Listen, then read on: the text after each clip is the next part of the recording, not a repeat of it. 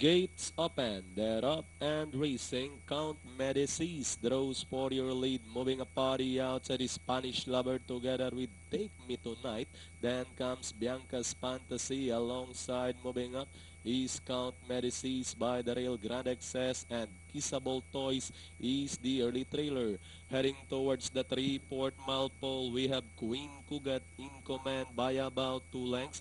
Running now in second, Grand Excess. Running in third is Spanish Lover. Running alongside 3A, and that's Count Medicis.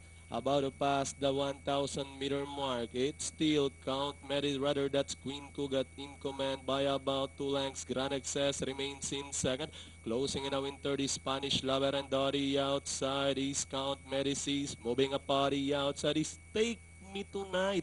Bianca's Fantasies by the Rail, and Kissable Toys is still bringing up the rear.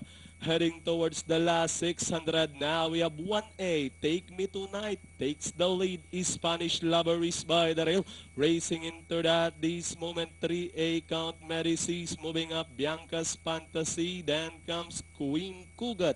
As they turn to the final 400 meters, now we have the Spanish Lover in command, Take Me Tonight, drops back in second, and by the rail, Count Medicis, Bianca's Fantasy, with the last 200 meters more to run, is Spanish Lover, Take Me Tonight, is on the outside together with Bianca's Fantasy. Is Spanish Lover, Bianca's Fantasy, Take Me Tonight. Moving up, it's now his brother, that's Bianca's Fantasy, Take Me Tonight. And finally, Bianca's Fantasy, Take Me Tonight, is Spanish Lover.